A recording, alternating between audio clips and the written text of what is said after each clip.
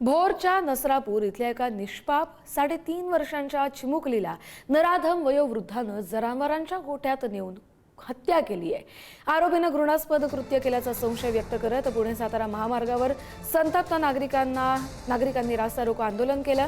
भीमा कांबळे असं नराधम आरोपीचं नाव असून त्यानं खाऊचं आमिष दाखवून जनावरांच्या गोठ्यात नेऊन चिमुकलीचा खून केल्याची कबुली राजगड पोलिसांसमोर दिली आहे। दरम्यान आरोपीला आमच्या ताब्यात द्या अशी मागणी करत संतप्त ग्रामस्थांनी पुणे बंगळुरू महामार्ग अडवून धरला।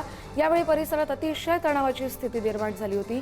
ग्रामस्थांनी 2 यूट्यूबरला देखील पाठलाग करून मारल्याची माहिती आहे।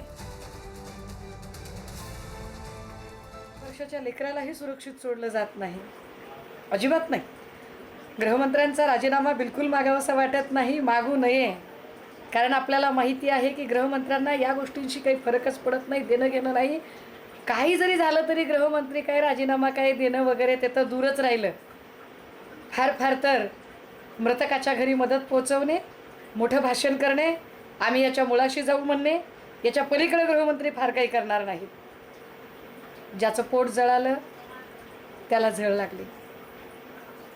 आपण एका असुरक्षित राज्यामध्ये आहोत, एवढं भान आपल्याला असावं। अधिकचे अपडेट आपण घेऊया आपले प्रतिनिधी बालाजी पोद्दार यांच्याकडून। बालाजी, अतिशय लाजिरवाणी अशी ही घटना, अवघी 3.5 वर्षांची ही चिमुरडी, काय राग असेल तिच्यावर किंवा कुणाचा राग या नराधमानं तिच्यावर काढला? कस्तुरी, संतापजनक घटना आहे। या सगळ्याचा तपास जो आहे तो आता पोलीस करत आहेत। भोर तालुक्यातील नसरापूर मधली सगळी घटना आहे आणि ज्यावेळेस या मुलीला घेऊन गेलं त्यावेळेस ती सगळी घटना जी आहे ती तिथल्या एका सीसीटीव्ही मध्ये कैद झालेली आहे।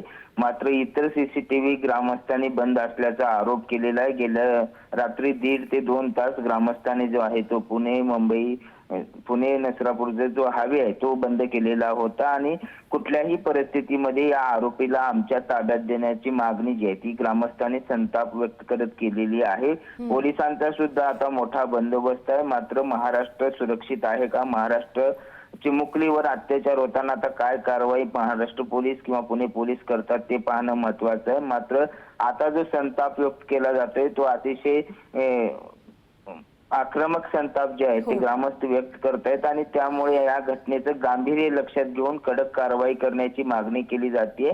खाऊचं आमिष दाखवून या 4 वर्षीय चिमुकलीला या नराधमाने जे आहे ते गोठ्यामध्ये नेलं आणि गाईच्या शेणामध्ये हा मृतदेह लपवून ठेवला।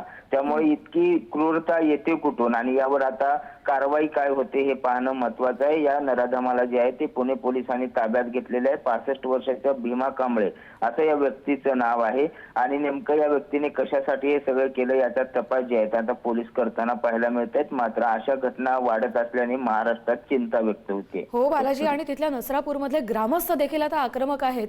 त्यांनी रास्ता रोको आंदोलन देखील केलंय। त्यांची मागणी नेमकी काय काय आहे?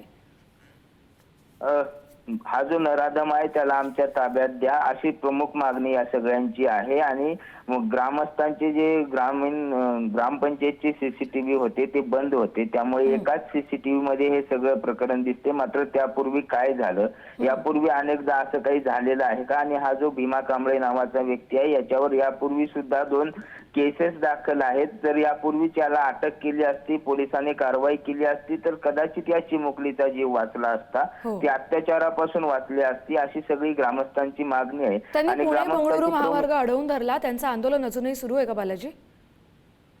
रात्री उशिरा हे आंदोलन थांबवण्यात आलेलं आहे। मात्र सकाळी पुन्हा ग्रामस्थ आक्रमक होण्याची शक्यता आहे। त्यामुळे मोठा पोलीस बंदोबस्त जो आहे तो आता त्या गावामध्ये लावण्यात आलेला आहे। पोलिसांकडून आवाहन करण्यात येते की आम्ही आरोपीला अटक केलेली आहे, योग्य तपास सुरू आहे, योग्य कारवाई केली जाईल। ग्रामस्थांनी शांततेमध्ये आपलं आंदोलन करावं आणि योग्य ते कायदेशीर मार्ग वापरावा असं आवाहन जे आहे ते पोलीस रात्रीपासून सातत्याने करतायत। सगळे वरिष्ठ पोलीस अधिकारी, पुणे ग्रामीणचे पोलीस अधीक्षक त्या सगळ्या ठिकाणी उपस्थित आहेत। मात्र ग्रामस्थ आक्रमक आहेत। कुठल्याही परिस्थितीमध्ये मध्ये हा मृतदेह आम्ही ताब्यात घेणार नसल्याचं ग्रामस्थांनी म्हटलेलं आहे आणि या नराधमाला फाशी द्या किंवा या नराधमाला आमच्या ताब्यात द्या अशी मागणी ग्रामस्थ आता सुद्धा करताना पाहायला मिळतात. आजही आंदोलन होण्याची शक्यता आहे. मात्र अशा पद्धतीचे जे क्रूर लोक आहेत त्यांच्यावर कडक कारवाई करण्याची त्यामुळे नक्कीच मागणी या आहे ती आरोपीवर आता ग्रामस्थांच्या काय मागे. कारवाई होते, या नराधमाला काय शिक्षा मिळते, नागरिकांच्या आक्रोशानुसारच याला शिक्षा मिळते का हे पाहणं महत्त्वाचं असेल. धन्यवाद बालाजी, तुम्ही दिलेल्या सविस्तर अपडेटसाठी.